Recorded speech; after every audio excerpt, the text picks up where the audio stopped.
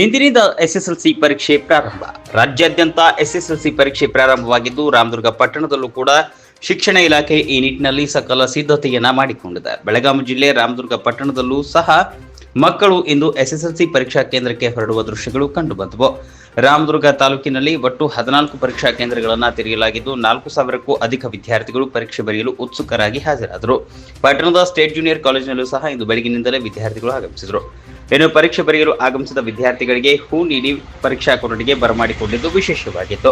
ಇನ್ನು ಪರೀಕ್ಷಾ ಕೇಂದ್ರದ ಸುತ್ತಲೂ 144 ಕಲಂ ಜಾರಿಯಲ್ಲಿದ್ದು, ಜೊತೆಗೆ ಪೊಲೀಸ್ ಬಂದೋಬಸ್ತ್ ಒದಗಿಸಲಾಗಿದೆ. ಇನ್ನು ಇದೇ ವೇಳೆ ಮಾತನಾಡಿದ ಗ್ಯಾರಂಟಿ ಸಮಿತಿ ಅಧ್ಯಕ್ಷರಾದ ಜಿ.ವಿ. ರಂಗನಗೌಡರು ಮತ್ತು ಸುಭಾಷ್ ಗೋಡ್ಕೆ ವಿದ್ಯಾರ್ಥಿಗಳಿಗೆ ಶುಭ ಕೋರಿದರು.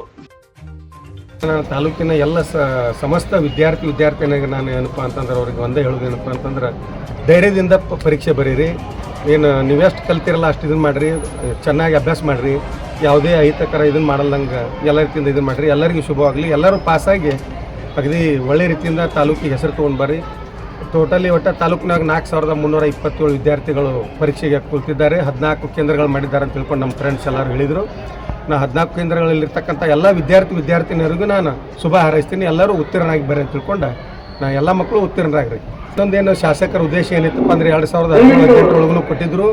ಈಗ ಮೊನ್ನೆ 24-25ನೇ ಅಕಾಡೆಮಿಕ್ ಇಯರ್ ಕೊಟ್ಟಿದ್ದಾರೆ. ಏನಿಲ್ಲ, ಎಲ್ಲ ಮಕ್ಕಳಿಗೂ ಅನುಕೂಲ ಆಗಲಿ ಅನ್ನುವಂಥ ಒಂದು ರೀತಿಯಿಂದ ಬುಕ್ ಇರ್ಬೋದು, ಬ್ಯಾಗ್ ಇರ್ಬೋದು ಕೊಡ್ತಂತ ಬಂದಿದ್ದಾರೆ. ಮುಂದೆ ಬರೋ ದಿನದೊಳಗೂ ಕೊಡ್ತೀವಿ ಅಂತ ಹೇಳ್ಯಾರ.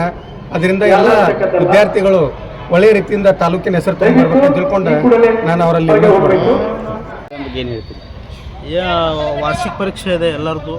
ಈ ತಾಲೂಕು ಹಾಗೂ ರಾಜ್ಯದಾಗ ಎಲ್ಲ ಕಡೆ ಉತ್ತಮವಾಗಿ ಅಂಕಗಳು ಬರಲಿ. ಆಮೇಲೆ ವಿದ್ಯಾರ್ಥಿಗಳು ಯಾವುದೇ ಅಂಜಿಕೆ ಅಳಕಿಲ್ಲದೆ ತಮ್ಮ ಪರೀಕ್ಷೆಯನ್ನು ಬರೆದು ಒಂದು ಧೈರ್ಯವನ್ನು ತೋರಿಸಬೇಕಾಗಿದೆ.